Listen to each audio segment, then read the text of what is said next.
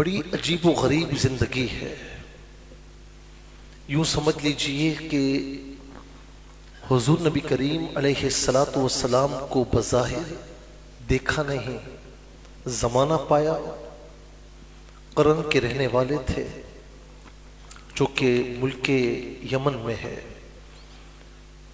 آقا علیہ السلام کا زمانہ پایا اور بے انتہا عشق اور محبت ان کے اندر کوٹ کوٹ کر بھری ہوئی تھی۔ پوری زندگی آقا علیہ السلام کی محبت میں تڑپتے رہے، پوری زندگی یاد مصطفیٰ میں رہے، لیکن دیدار بظاہر نصیب نہ ہوا۔ وہ عجیب و غریب شخصیت کہ آقا علیہ السلام کا زمانہ پانے کے باوجود تابعی کہلائے، وہ عجیب و غریب ایک عاشق شخصیت کہ عشق صرف یہاں سے نہیں تھا، محبت صرف یک طرفہ نہیں تھی۔ حضور نبی کریم علیہ السلام بھی جانتے تھے کہ بظاہر یہ میرے پاس نہیں آ سکے، لیکن یہ میرا عاشق ہے، مجھ سے محبت کرنے والا ہے۔ تو آقا علیہ السلام بھی بے انتہا محبت فرماتے تھے۔ آپ دیکھیں، تابعی اسے کہتے ہیں کہ بظاہر آقا علیہ السلام کا دیدار نہ کیا ہو، لیکن آقا علیہ السلام کا دیدار کرنے والے صحابہ کا دیدار کیا ہو، اور تابعین اس کی جمع آتی ہے۔ تو تابعی ہیں، لیکن حضور نبی کریم صلی اللہ تعالی علیہ وسلم نے آپ کو خیر التابعین کہا۔ آپ واحد وہ شخصیت ہیں کہ جنہیں خیر التابعین کہا جاتا ہے۔ آپ کائنات میں واحد وہ شخصیت ہیں کہ جنہیں سید التابعین کہا جاتا ہے۔ اور محبت ایسی، حضور نبی کریم صلی اللہ تعالی علیہ وسلم نے فرمایا نا کہ رب اشعث مدفوع بالابواب لو اقسم علی اللہ لابرہ، کتنے پراگندہ بال جن کا حال ایسا کہ اگر وہ کسی کے دروازے پر آئے تو وہ نکال دیے جائیں، انہیں کوئی نہ پوچھے، لیکن ان کا حال یہ ہوتا ہے کہ اگر وہ اللہ پر ایک مرتبہ بھی قسم کھا لیں تو اللہ تعالیٰ ان کی قسم کو رد نہیں فرماتا، ان کی قسم کو ضرور پورا فرماتا ہے۔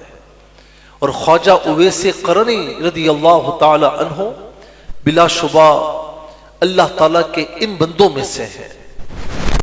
فرمایا کہ فمن لقیہ منکم، جب تم ان سے ملاقات کرو، فلیستغفر لکم، تو انہیں کہو کہ وہ اللہ تعالیٰ کی بارگاہ میں تمہارے لیے استغفار کریں۔ یہ وہ خوش نصیب بندے ہیں۔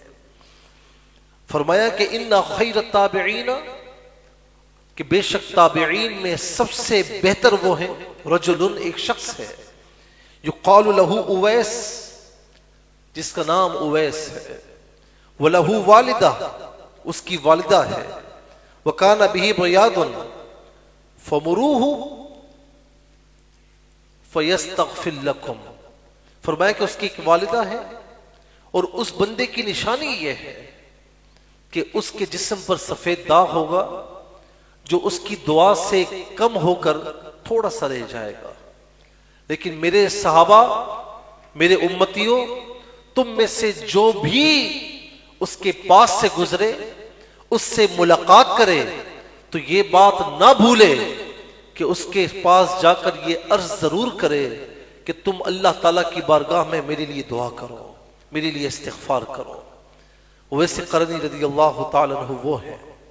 شیخ فرید الدین عطار رحمت اللہ تعالیٰ علیہ تذکرۃ الاولیاء میں لکھتے ہیں کہ حدیث پاک کہ آقا فرماتے ہیں میری امت میں،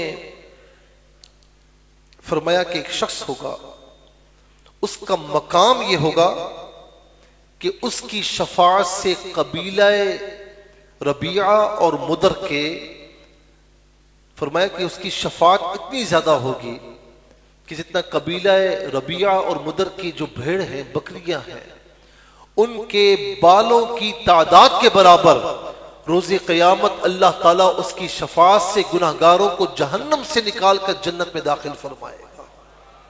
اور یہ اویس قرنی رضی اللہ تعالیٰ عنہ ہے۔ فرمایا کہ اویس احسان اور مہربانی کے اعتبار سے بہترین تابعی ہے۔ فرمایا کہ میرا دوست اس امت میں جو ہوگا وہ اویس قرنی ہوگا۔ اور پھر اب جو عجیب و غریب بات ہے، حضور نبی کریم صلی اللہ تعالی علیہ وسلم جب بھی یمن کی طرف رخ فرماتے ہیں، یمن کو یمن اس لیے کہتے ہیں کہ یہ خانہ کعبہ کے رائٹ سائڈ پر پڑتا ہے، اسی لیے اس کو یمن کہا جاتا ہے۔ اور جس علاقے سے آپ کا تعلق ہے اسے قرن کہا جاتا ہے۔ کہا جاتا ہے کہ آپ کے جو آباء و اجداد ہیں ان میں سے کسی کا نام قرن تھا، اور یہ بھی کہا جاتا ہے کہ اس علاقے کا، اس ایریے کا نام تھا۔ جب یمن کی طرف رخ فرماتے تو فرماتے کہ انی لاجد نفس الرحمن من قبل الیمن، میں جب یمن کی طرف رخ کرتا ہوں تو مجھے رحمان کے بندے کی خوشبو محسوس ہوتی ہے۔ اور یہ خواجہ اویس قرنی رضی اللہ تعالی عنہ ہے۔